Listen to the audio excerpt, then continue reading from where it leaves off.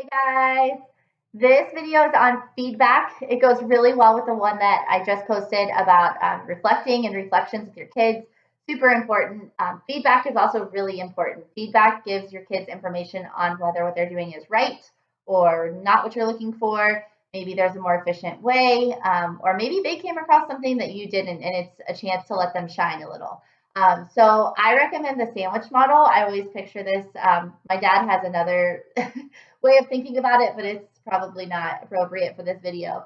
But basically, it's just a sandwich model, right? So positive, improvement, positive. That means you start off by saying, hey, you know what? I really love how you woke up every single morning ready to start. Like you were patient, you were always ready, you woke up on time, and you came with a new fresh start for every day. I really loved how you did that this week.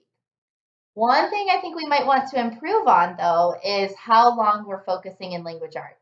I've noticed that maybe you only focus for 10 or 15 minutes at a time, and I'm afraid that we're going to lose our pacing, or maybe we're not going to have all of our assignments done by the end of next week. But overall, it's really making me happy. Thank you. Overall, it's really making me happy to see you learning, and I'm so proud of you for tackling those math fractions this week. Something like that. So you get it, right? I had a distraction, Play-Doh in my hands. So with feedback, the more specific you can be, the better. The more specific you are, the more your kids know that you're watching them. So for instance, if you just tell them good job in math, they could say, okay, well, you could just say that, you don't really know what I was doing, or maybe you don't even really care what I was doing. If you tell them, I really love how you continue to work on those number lines and you made sure that the lines were all evenly spaced apart.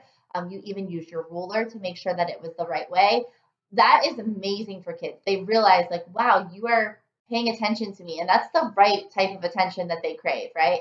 So the more specific you can be, the better. And leading right into the next one is thinking ahead for next week. So you might want to have somewhere that you jot down some notes, maybe in your phone or somewhere. When something really cool happens or you notice something, you can still tell them in the moment, but then you should go jot it down so that when you need those positives, sometimes the positives are a little harder to find than the improvements. You know what I'm saying? Those are there. So you can go like to that little bank of positives and apply it where you can. But those positives are really, really important. You want to start them high, bring them down a little, and then go back to a high level before you end the conversation with your feedback. It doesn't always have to be like a long drawn out thing. It might be really like they need help on a math problem, right? I don't know, multiplication. Hey, wow, look, I love how neat and organized your paper is. This looks great.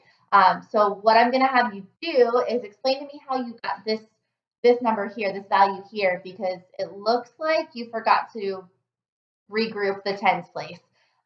But honestly, really great job showing all of your work. And I was able to catch what you missed because you're showing every step of the way.